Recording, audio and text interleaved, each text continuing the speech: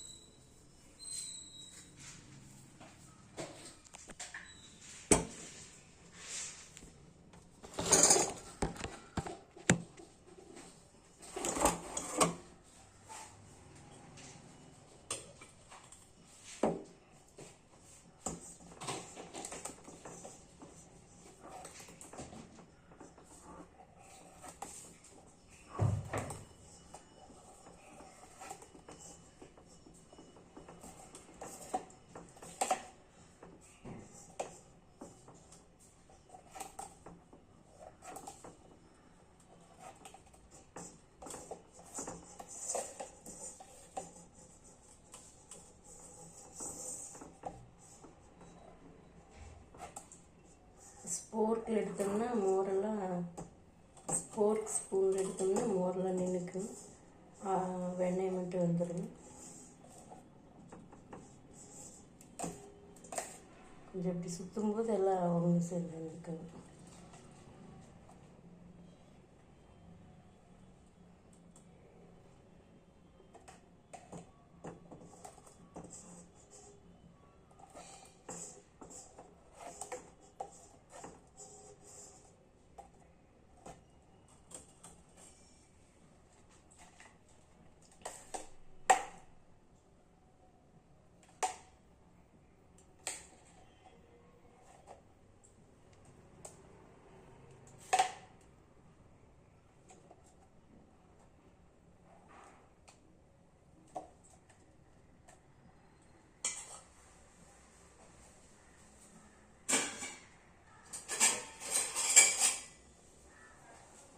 இந்த மாதிரி ஸ்போர்க்கில் எடுத்தால் ஈஸியாக வந்துடும். வெண்ணெய் மட்டும் எடுத்துக்கலாம். இப்படி எடுத்துக்கும்போது நம்மளுக்கு மோர் உள்ள விழுகாது.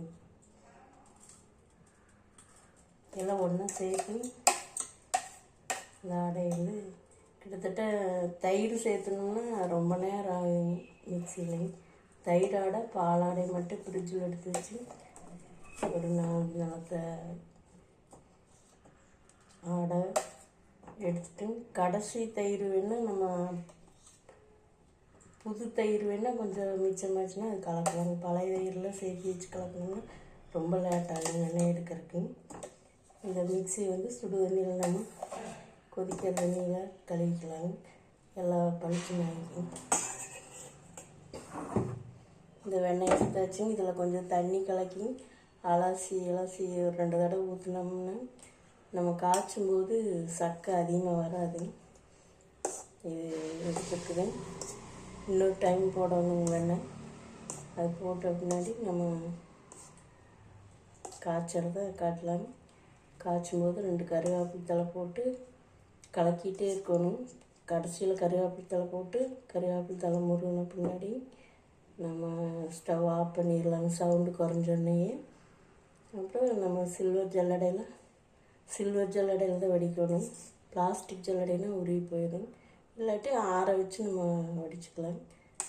இப்போ வந்து நம்ம தண்ணி இலக்கி அலசிக்கலாம்.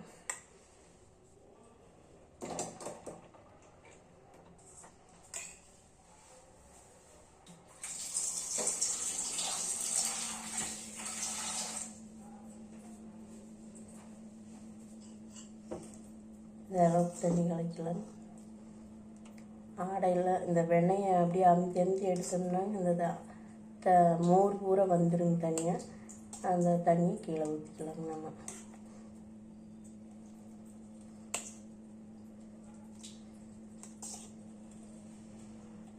இந்த ஸ்போர்க் வச்சு நம்ம வடிச்சு விட்டுக்கலாம். அந்த மோரை இப்படி வச்சு ஊற்றிக்கலாம்.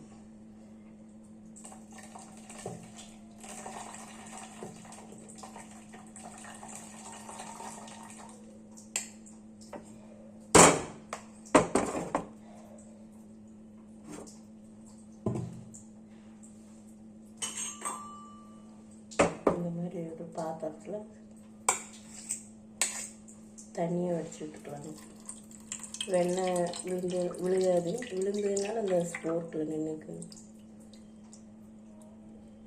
அவ்வளோதான், தண்ணி வடிச்சு இவ்வளோ வெண்ணெய் வந்திருக்குது. இன்னொரு தடவை அரைக்கிற அளவுக்கு இருக்குதுங்க. அரைச்சிட்டு காய்ச்சலை காட்டுறேன்.